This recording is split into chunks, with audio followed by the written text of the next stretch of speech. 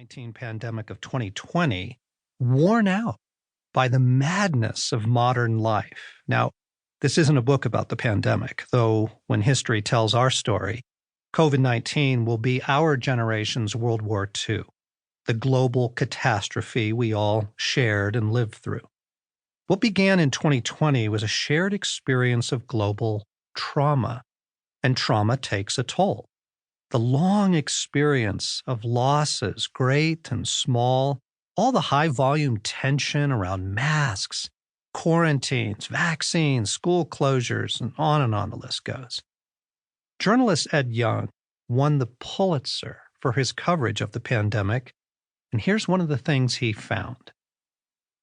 Millions have endured a year of grief, anxiety, isolation, and rolling trauma. Some will recover uneventfully, but for others, the quiet moments after adrenaline fades and normalcy resumes may be unexpectedly punishing. When they finally get a chance to exhale, their breaths may emerge as sighs. People put their heads down and do what they have to do, but suddenly, when there's an opening, all these feelings come up, the founder and director of the Trauma Stewardship Institute told me. As hard as the initial trauma is, she said, it's the aftermath that destroys people. You see, gang, right now, we're in a sort of global denial about the actual cost of these hard years, which are not over. We just want to get past it all. So we're currently trying to comfort ourselves with some sense of recovery and relief. But folks, we haven't yet paid the psychological bill for all we've been through. We would never tell a survivor of abuse that the trauma must be over now that the abuse has stopped. And yet that mentality is at play in our collective denial of the trauma we've been through. We need to be kinder to our souls than that. Denial heals nothing, which is why I'm actually more concerned about what's coming than what lies behind. You see, in our compromised condition, worn out, again, not just by the pandemic and those years, but worn out by the pace of modern life and just the crazy that we all have to navigate, we are now facing some of the trials that Jesus warned us about as we approach what the scriptures refer to as the end of the age. Extraordinary times can be thrilling, but they also tend to be very demanding.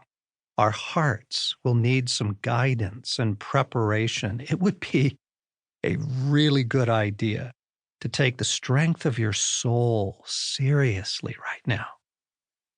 A plague is an ominous and eerie thing. Fear of death suddenly swept the world.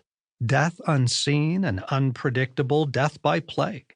In a matter of weeks, we all found ourselves in various forms of quarantine and lockdown. Schools, churches, businesses all closed their doors. The economy reeled, and the economy seems to be reeling still. Everything that makes for a joyful, normal life was taken from us in a moment and withheld for many, many months. Now follow me closely. To be suddenly stripped of your normal life, to live under the fear of suffering and death, to be bombarded with negative news, to be kept in a state of constant uncertainty about the future with no clear view of the finish line, and to lose every human countenance behind a mask. Can I just point out that this is exactly the torment that terrorist regimes use to break down prisoners psychologically and physically? Okay? So folks, this had a traumatic effect, and we've got to plan for our recovery and find new resilience.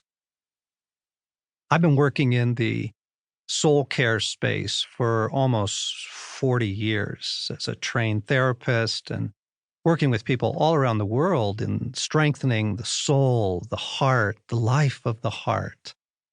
We've learned some really important things that I want to share with you. But here's the problem. As one friend recently said to me, hey, at least we can just get back to our normal lives.